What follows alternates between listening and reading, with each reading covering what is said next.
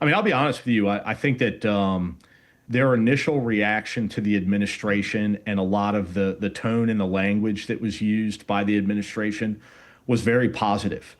The introduction of troops into the streets and a surge in federal law enforcement, they viewed that as a positive. I think now having the benefit of seeing what this administration is really about when it comes to expending these resources, they now recognize that, like so many other Americans, so many others that have supported this administration in the past, they got bamboozled. Third hour of our program. On the line with us is Michael Fanone. Michael Fanone is the host of the Michael Fanone Show. He's the author of the New York Times bestseller Hold the Line, The Insurrection and One Cop's Battle for America's Soul. Newsletter.ofthebrave.org is his website. Michael Fanone over on Fanone over on Blue Sky and Substack at Michael Fanone. Michael, am I missing? I think I might be missing one of your websites. No, I think you hit all of them. Okay, great. I'm on all the socials, so all the Michael Fanone official on all the socials, but. Yeah, I think you covered it. Yeah, well, that's great. I'm so glad you could join us today. I appreciate you having me on, Tom. Thank you. It's my pleasure. A couple of things I wanted to talk with you about. First of all, you have your program in the Michael Fanone Show. You're talking about your take on these boat strikes as a former law enforcement officer, and this whole debate about is this military or is this law enforcement? If it's law enforcement or military for that matter. What about double tap strikes and all this? Curious your thoughts on it. I think that it's illegal. I think it's unconstitutional and it's immoral. Three words that can be used or applied to a lot of this administration's policies and efforts. It's incredibly troubling to me, as somebody who worked narcotics cases pretty much my entire career in law enforcement. I understand that human intelligence oftentimes is unreliable. And so I question, whether or not the information that this administration is acting upon is accurate 100% of the time. And even if so, why is it that we are deviating from our past efforts to interdict and to prosecute these individuals rather than obliterate them and wipe them off of the face of the earth? Well, and these are obviously the low guys on the food chain. I mean, don't you want to take custody of them so you can ask them who paid you? Let's work our way up the food chain. Number one, and number two.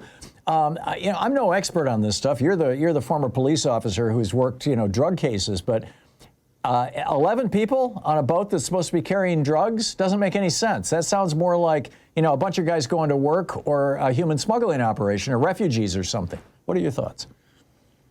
Yeah, I mean, listen, typically in these types of situations, the people that are used to transport these drugs oftentimes are individuals who are, essentially being held hostage. Drug cartels will threaten or kidnap family members to persuade individuals to engage in these types of actions. It's not the kingpin, so to speak, that's going to be on the boat involved in exactly what you just described, which is low level.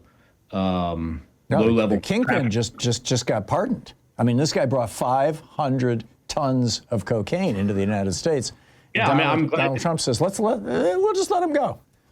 I'm glad you brought that up. I mean, the hypocrisy. I don't know. It's just become so cliche when it comes to the Trump administration. But yes.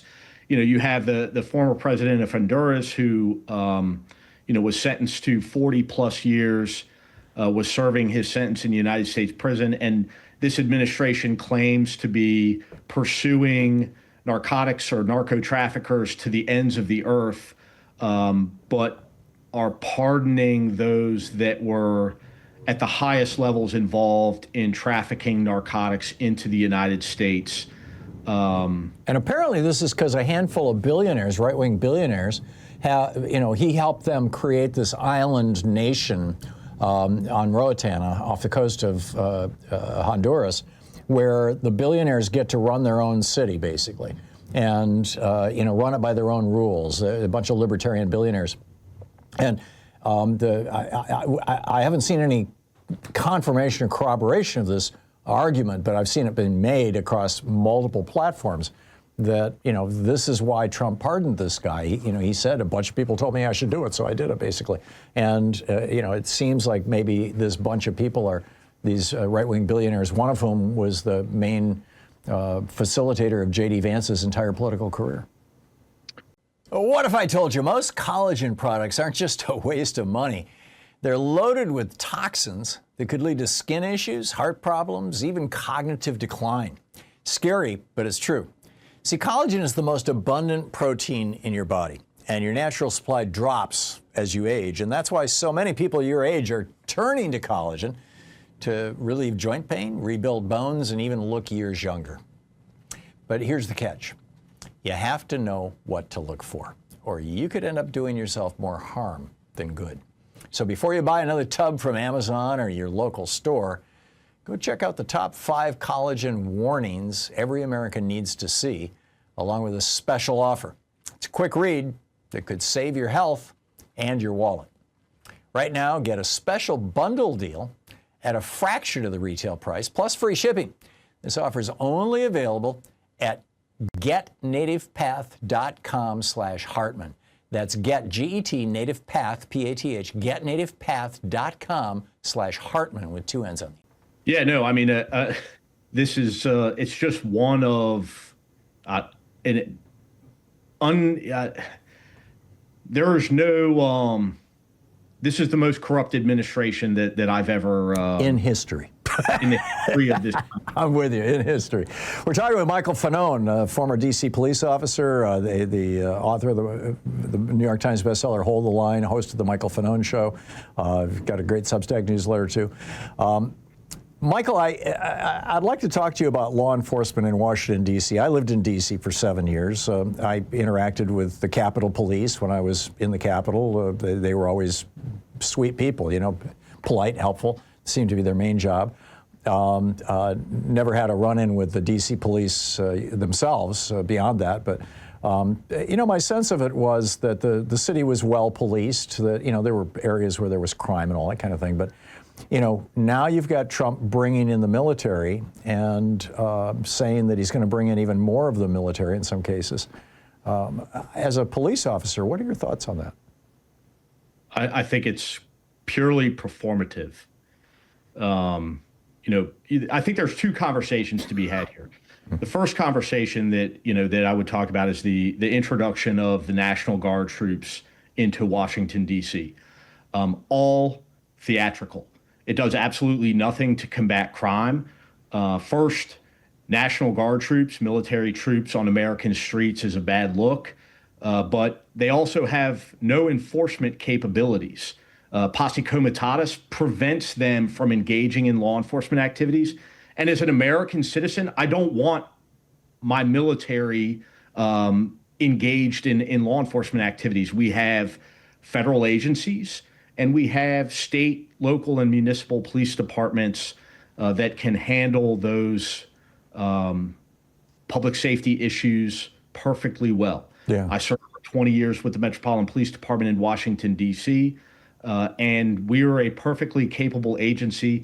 The other half of that is the surge of federal law enforcement resources into Washington, D.C.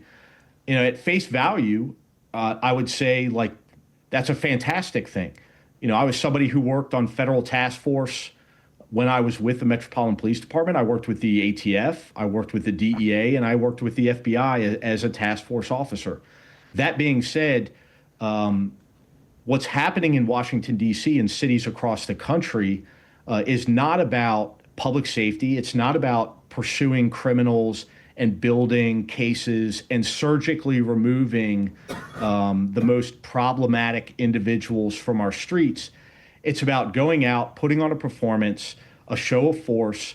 It's about federal agents, FBI agents, DEA agents walking footbeats in, high trafficking areas so that they can be seen, and building shoddy cases based off of weak probable cause from. So why do you think the Trump administration is doing this? I think it's a distraction from their, ICE and CBP efforts. But I also believe that there's a lot of Donald Trump's base lives in rural America, and they don't go to cities. They fear going to cities, and they also resent cities because Donald Trump and MAGA tell them that they are dangerous places, that they are dirty places, and so they celebrate seeing American law enforcement and troops in the streets, and they think that is resulting in the cleaning up of these cities and the cleaning up of these streets, when in reality, I think for a brief period of time, it's displacing crime at best, and at worst, what we've seen, now having the benefit of months and months and months of federal law enforcement presence in Washington, D.C., we've seen bullshit cases, misdemeanor, low-level cases that have been brought, and then the felony cases have resulted in non-prosecutions or non-indictments, again, because they're not bringing the full investigative resources of these agencies to bear. They're simply doing low-level policing. Yeah, I get it. I get it. By the way, we're on a commercial radio station, so I have to apologize to anybody who might have been offended by your obscenity. Michael, we have about a minute and a half left here before we hit a hard break I can't control. I'm assuming you're still in contact with some of your friends and colleagues from the Metropolitan D.C. Police Force. How are they viewing this administration, particularly after the Republicans refused to even honor the Capitol Police, for what they went through with January 6th? I mean, I'll be honest with you. I think that their initial reaction to the administration and a lot of the tone and the language that was used by the administration was very positive. The introduction of troops into the streets and a surge in federal law enforcement, they viewed that as a positive. I think now having the benefit of seeing what this administration is really about when it comes to expending these resources, they now recognize that, like so many other Americans, so many others that have supported this administration in the past, they got bamboozled. They were tricked that this is it's not doing anything to further public safety. It's not doing anything to bolster their own departments. It's draining resources, and it's also placing undue stress. I think in some circumstances, probably it's destroying the relationship between these state, local, and municipal law enforcement agents. I get it. It sounds rough. Michael, I'm out of time here, but it's such a pleasure meeting you and having you on the program. Michael Fanone, thank you so much for dropping by. Appreciate it. Yeah.